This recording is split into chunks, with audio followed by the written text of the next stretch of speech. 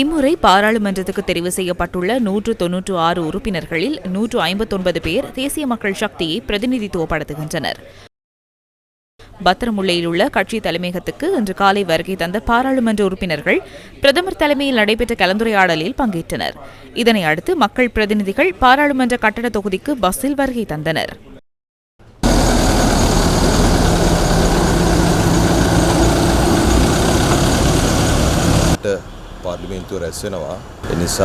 பாராளுமன்றம் நாளை கூட உள்ளது. நாளை அமர்வுக்காக எமது பாராளுமன்ற உறுப்பினர்களை ஒன்றிணைக்கும் செயற்பாட்டை செய்தோம். அவர்களுக்கு தேவையான ஆலோசனையை பெற்றுக் கொடுக்கும் செயற்பாட்டையும் அதற்கு அப்பால் அரசாங்க தரப்பின் செயற்பாடுகள் தொடர்பிலும் கலந்துரையாடினோம். நாளை முதல் எமது பாராளுமன்ற குழு எவ்வாறு செயற்படுகின்றது என்பதை அவதானிக்க முடியும். அதற்கமைய தொடர்ச்சியாக அரசாங்க தரப்பு கலந்துரையாடல்களை முன்னெடுத்து நேர்த்தியாக இதனை முன்னெடுத்து செல்ல உள்ளோம். நாளை பாராளுமன்றம் கூட உள்ளது. எமது அணியும் நாளை வருகை தர உள்ளது. கட்டாயமாக எதிர்காலத்தில் இந்த செயற்பாடுகளை வெற்றிகரமாக முன்னெடுப்போம்.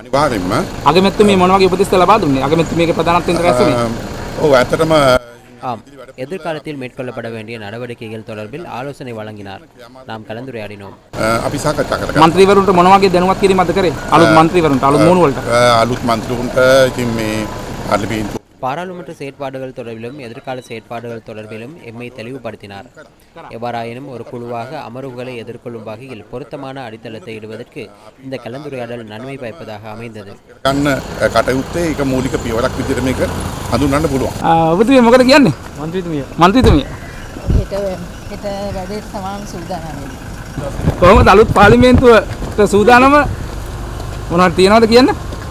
ඉදිරියට බලමුනේ. හෙට වෙනසක් කරනවද ජනතාව වෙනුවෙන්?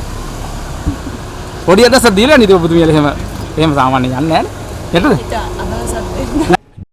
தேசிய மக்கள் சக்தியூடாக பாராளுமன்றத்துக்கு தெரிவு செய்யப்பட்டுள்ள 175 உறுப்பினர்களும் பாராளுமன்றத்துக்கு புதியவர்கள். பாராளுமன்ற கட்டட தொகுதிக்கு வருகை தந்த புதிய பாராளுமன்ற உறுப்பினர்கள் கைவிரல் அடையாளம் உள்ளிட்ட பதிவு செயற்பாடுகளை இன்று காலை முன்னெடுத்தனர். இதனை அடுத்து நாளைய நாளுக்கான அமர்வு தொடர்பில் பாராளுமன்ற உறுப்பினர்களுக்கு தெளிவுபடுத்தப்பட்டது.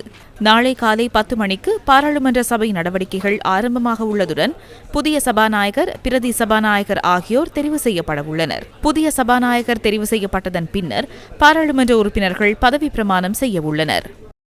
ප්‍රධාන වශයෙන් සිද්ධි දෙකක් තියෙනවා. පළවෙනි එක ඇවිල්ලා මංගල සභාවාරය. நாளை 2 விடயங்கள் முக்கியமாக முன்னெடுக்கப்பட உள்ளன. முதலாவது கன்னி அமர்வு.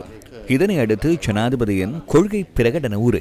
முதலாவதாக கன்னி அமர்வு காலை 10 மணிக்கு ஆரம்பமாக உள்ளது. அதற்கேற்ற விதத்தில் காலை 9 மணிக்கு பாராளுமன்ற உறுப்பினர்களை பாராளுமன்ற கட்டட தொகுதிக்கு வருகை தருமாறு அழைப்பு விடுக்கப்பட்டுள்ளது. ஜனாதிபதி தனது கொள்கை பிரகடன உரையை காலை 11:30க்கு ஆற்ற உள்ளார். அந்த நிகழ்வு காலை 11 மணிக்கு ஆரம்பமாக உள்ளது. கன்னி அமர்வின் ஆரம்பத்தில் புதிய சபாநாயகரும் பிரதி சபாநாயகரும் சபை முதல்வரும் தெரிவு செய்யப்படும் செயற்பாடு மாத்திரமே முன்னெடுக்கப்படும். அதன் பின்னர் சபை நடவடிக்கைகள் தற்காலிகமாக இடைநிறுத்தப்பட்டு அதன் பின்னர் ஜனாதிபதியின் நிகழ்வு காலை 11 மணி அளவில் ஆரம்பமாகும். தெரிவு செய்யப்படும் சபாநாயகரும் பாராளுமன்ற செயலாளர் நாயகமும் ஜனாதிபதியை வரவேற்பர். அதன் பின்னர் அந்த மூவரும் ஜனாதிபதியும் புதிய சபாநாயகரும் பாராளுமன்ற செயலாளர் நாயகமும் படைக்கல செய்வதற்கு பின்னால் சபைக்கு செல்வர். அதன் பின்னர் அமர்வு ஆரம்பமாகும்.